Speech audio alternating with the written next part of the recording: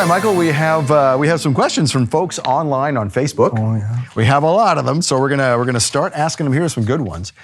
Philip asks, the Torah says to not add or subtract, Deuteronomy 4:2, but what about Yeshua's crucifixion? Because some say it is a human sacrifice. So how can that be? Because God hates a human sacrifice. Because it isn't. Ah.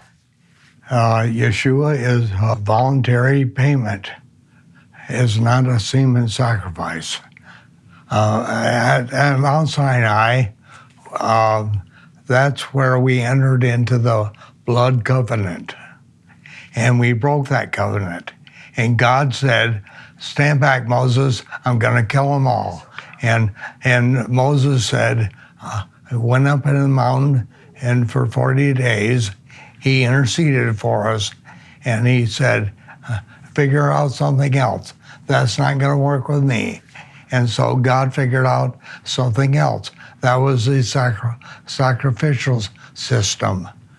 Because the blood of bulls and goats and lambs and rams cannot take away sin. They're a continual reminder that the death penalty is owed. It's not the death penalty. And it has to be paid by the offending party. There's no way out of it. Okay. Unless somebody who never breaks the covenant dies in the place of the guilty party. That's an atonement. That's a voluntary payment for what we owe. So just in the same, I guess someone could say that if someone was on death row, Yeah. and someone said, I'll take the penalty for that person on death row. That's exactly it. We wouldn't call that a human sacrifice. No. We would call that I took the death penalty for that person. Yeah. So speaking of sacrifices, so when Yeshua comes back and the temple or the tabernacle is rebuilt, we'll talk about that in another question, and people say, well, then the sacrifices will start again. And some people really fight against that, going, no, Yeshua is our sacrifice. So what do you think's gonna happen at that time? We will do sacrifices again in the millennium. That's after Yeshua comes back. So, the morning and evening oblations, they are not a blood sacrifice.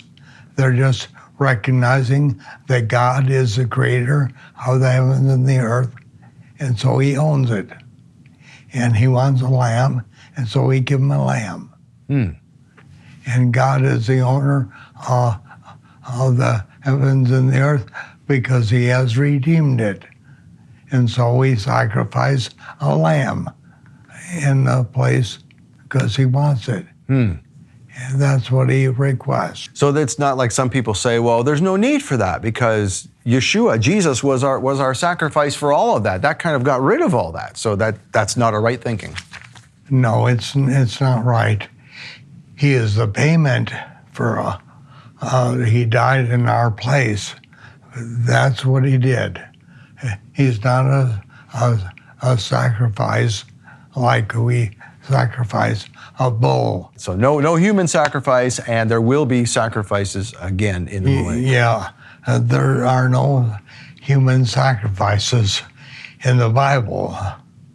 When it talks about Jephthah's daughter being a burnt sacrifice, every year they came back and they had a party with her. She wasn't a burnt offering like we think of burning something on the altar. It means totally dedicated. That's what it means. So nothing actually happened to her? No. She wasn't married. She didn't get married. That's why they bewailed her virginity on the mountains for 30 days, because she was not going to be a wife or a mother. Okay.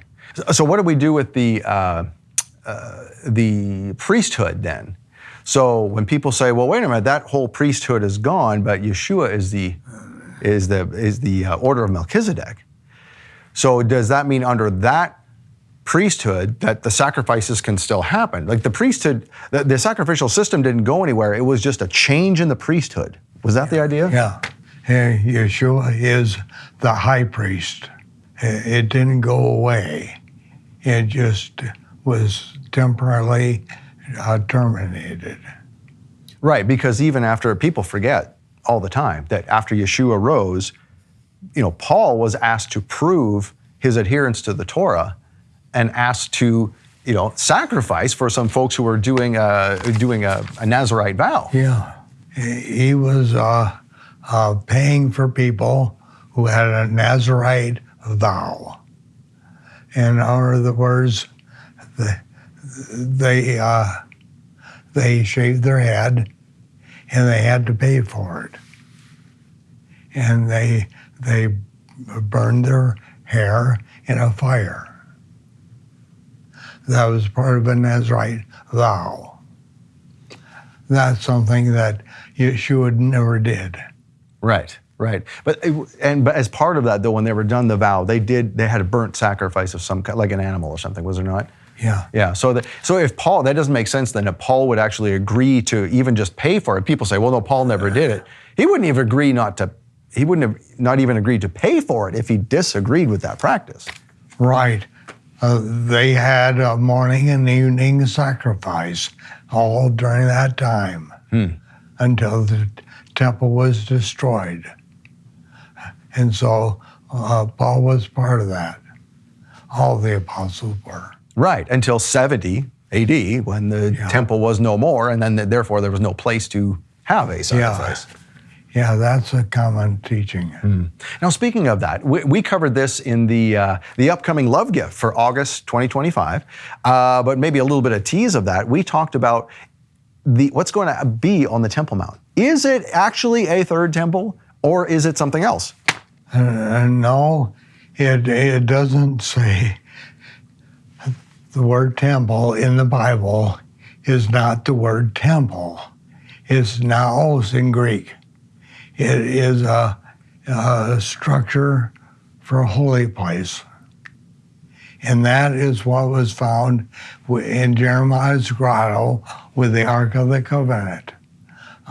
The tabernacle of David. It says that it will be rebuilt in the last days. Right. And